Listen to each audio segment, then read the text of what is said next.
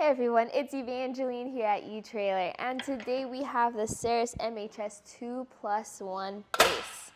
This base is going to be the foundation you need to be using any MHS accessory. So whether you want to carry around a bike rack or an MHS cargo basket, this or the other base sizes is where you need to start. There are different base sizes available for you. There's a 1+1, the 2+1, or the 3+1. The 2+1 is going to be your most versatile option, great for your mid-size to smaller SUVs, and perfectly fine for your trucks and your larger vehicles too. You do require a 2-inch hitch receiver at minimum to be able to use this base, but this allows you to carry all the different types of accessories that MHS has. So I actually recommend the 2+1 over the 3+1 sometimes because the 2+1 gives you a little bit more versatility with different types of hitch receivers and vehicles. The maximum weight capacity for this is going to be 195 pounds, which can be a lot. And if you want to fully load your MHS base, you do have to be mindful of things like tongue weight, or how much sag will this add to the back of your vehicle? Will you even be able to take advantage of its full tilt away? Things like that. So that's why I always recommend this for your mid-size SUVs. If in doubt, go with a 2+1. This has 2 slots for your trays. So you can carry either 1 cargo basket and an add-on, or 2 bike trays and an add-on. Here we have our bike tray. We're gonna fit this collar around our base. Notice how it fits and settles into that slot. Fit the collar around the base, push that into the tab, and then we're going to secure it with our security wrench. So notice here how this is really just an Allen key with a hole cut out, but you are going to need this in order to tighten down on those bolts. This process does take a little bit of effort just to get that tool lined up and then everything fully tightened down, but that's okay because then it has a super sturdy and stable fit around your base.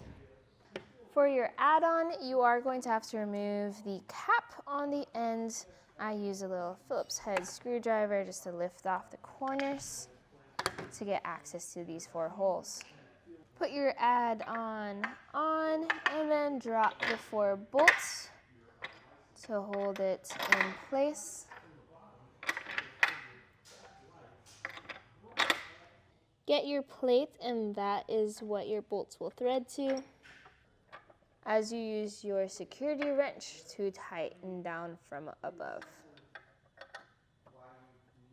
With the MHS, you really do trade modularity for stability, which means that it does take a little bit extra effort in order to attach your accessories, but then you have a very sturdy system compared to other modular systems.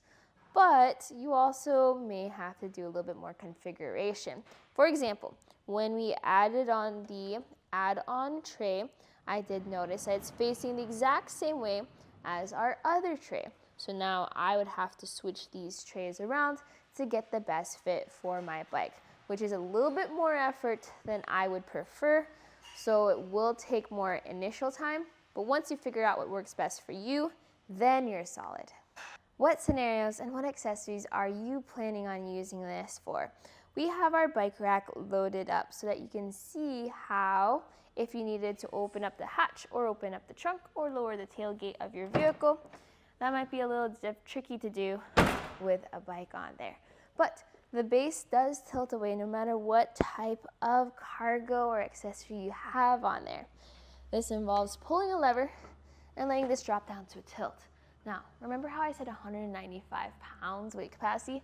That can be a lot of weight dropping down.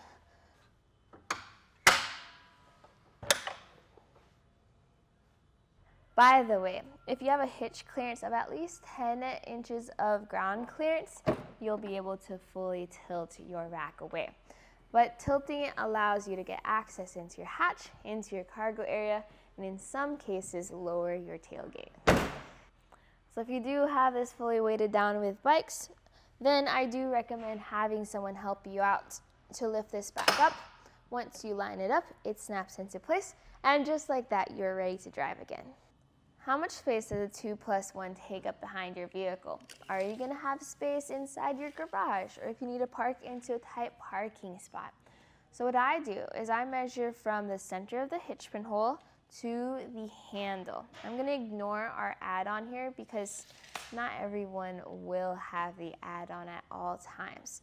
That measurement is going to be 40 inches, and that will help you figure out if you have that space for wherever you are. Now, another thing you can do with this is, just like a bike rack, you can pull that handle, but this time, instead of letting it tilt down, you can push up against the vehicle. This has two positions. There's your angled position for if you have, let's say, a spare tire behind you. For some vehicles, you're able to open up the hatch, or if maybe you have a recessed hitch and just don't have that much clearance, or you can push this up to the complete compact position. Let's take some more measurements. I like to measure again from that center of the hitch pin hole to the base, and that's going to be 16 inches. That's going to be this spot right here. Big difference compared to when this was folded down. And depending on your accessories, that will change your experience with how much bulk this will take up behind your vehicle. Right off the bat, the duo trays, which is what we have here, usually cover up the most behind your car. So speaking of different accessories, let's go ahead and switch these out. I traded out the two bike racks for a cargo basket, and this is the perfect time to clarify weight capacity. Because when you look at the individual components, you might get confused by what weight capacity they say they have. When the base's capacity, 2+1, is a maximum of 195 pounds. So when you look at the cargo basket, for example, it says a 200-pound weight capacity, but in reality, when it's on this base and you pair it with an add-on, this add-on can carry a 35-pound bike. So 195 minus 35, you're down to 160 pounds weight capacity for the basket. That, or two 80-pound bikes. So when in doubt, double check your base weight capacity. But also, the most important weight capacity is your car's tongue weight capacity. Here we have our hitch receiver. You see this fits into our 2-inch hitch, and then this is secured by an anti-rattle bolt and a lock. With your base, you are going to get 3 separate lock cores. That way, for your different add-ons, you can change out the locks there and make sure that they all match your base lock. The MHS 2+1 base is what I think as just a really good foundation for the MHS line, because no matter what type of vehicle you have, this is going to be more likely to fit it when it comes to the weight as well as the size, and you're still able to use all the different components in the MHS line.